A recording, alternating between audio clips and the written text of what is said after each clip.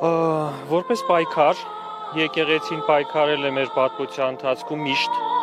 հիմնականում արտաքին թշնամիների դեմ, միշտ հաղթել է, հակառակ դեպքում չէր լինի այսօր։ Թշնամիները փոխվում են եւ նաեւ այո, մեր հասարակության մեջ կային միտումներ, որոնք հետո զարգացան, չկանխվեցին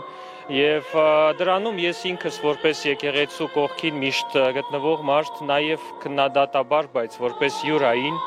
նաեւ որոշ իմաստով մեղադրում եմ մեր եկեղեցուն, որ չի աշխատել բավարար ձևով այն խնդիրների հետ, որոնք որ հետո աճեցին, մեծացան եւ դարձան բացահայտ։ Այդ խնդիրները օրինակ այն են, որ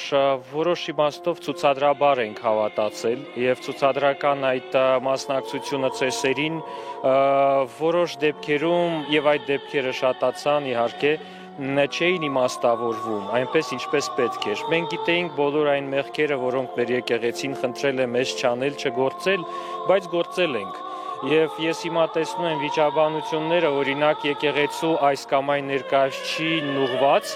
թե խախտել է այս կամ այն նորմը, բարոյական այդ թվում, բայց յուրաքանչյուրս մեր մասին սկզբից պիտի մտածենք, արդյոք մենք ամբողջ այս մեր կյանքում առաջնորդվել ենք բոլոր նորմերով, բոլոր արժեքներով, երևի չէ, իհարկե չէ, եւ մասնավորապես քաղաքականության մեջ գտնվողները հայտնի է, որ քաղաքականությամբ զբաղվողը բարոյականության եւ անբարոյականության միշտ շեմին է գտնվում եւ այդ մարդիկ չէ, որ պիտի դատեն եկեղեցու բարոյականության մասին, սա սկզբունք է։ Եվ իսկ այսօր մենք տեսնում ենք նաեւ, որ տեղեկատվական այս քարոզչության մեջ եւ քաոսի մեջ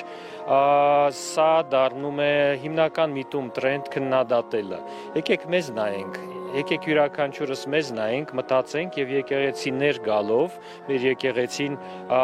էջմիածնում է եւ ամբողջ աշխարհում մտնելով եկեղեցի, գտնվելով այդ տարածքում կամ մեր տանը նստած լինելով, եկեք մտածենք իսկ մենք ինչպես ենք ապրում եւ մտածենք հոգեվոր արժեքներով ապրելու մասին։ Դա անհրաժեշտ է։ Եվ խոսքը չի գնում այն մասին, որ պետք է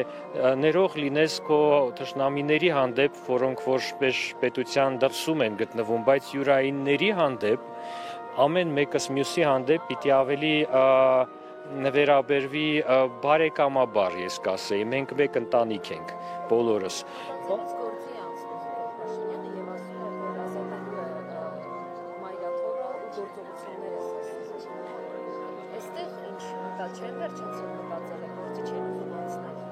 Հա, այդ կողմը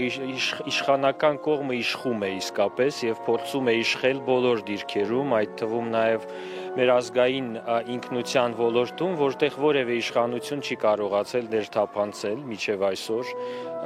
Հիմա նա փորձում է դա անել եւ մի քանի պատճառով առաջինը մրցակցություն է տեսնում, եկեղեցին ավելի ազգային է, քան ինքը,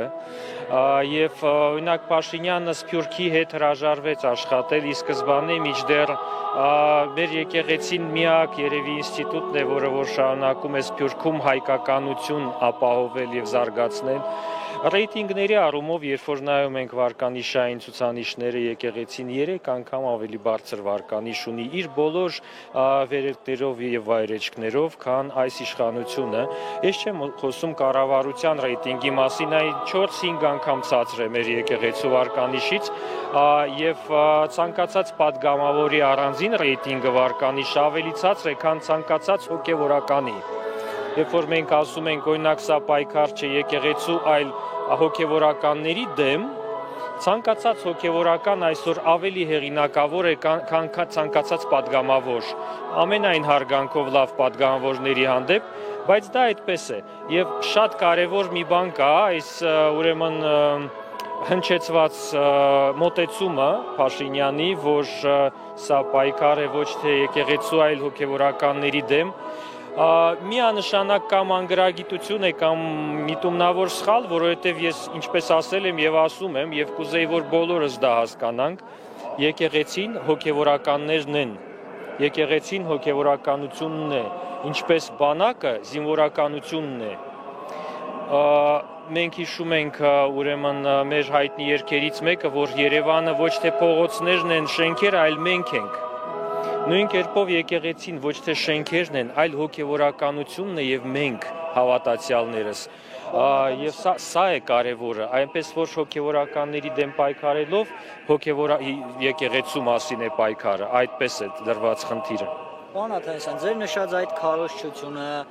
Մայր Աթոռին ըմբոստացող կարգալույց եղած Ստեփան Ասատրյանի գործելավոճը ինչ ազդեցություն կունենա մեր հասարակության վրա, այ ռեյտինգներից եք խոսում, ավելի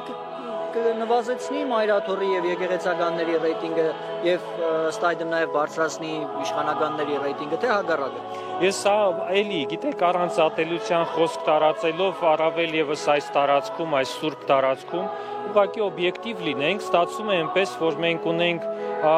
ղեկավար պետության, ով որ հեռացվել է բուհից եւ հոգեվորական, ով հեռացվել է եկեղեցուց եւ իրենք հիմա միասին են, այնպես ինչպես եթե վատ երկու աշակերտ դուրս գար դպրոցից, հեռացվեին եւ խոսեին դպրոցի մասին, քննադատաբար, սա է որ տեսնում ենք, եկեք միացնենք մեր ուղեղը, միացնենք մեր պատիվը եւ արժանապատվությունը եւ սկսենք վերջի վերջո տարբերել լավն ու վատը, տարբերենք ճիշտն ու սխալը։ Մեր մեջ է լուծումը այս ամեն ինչի։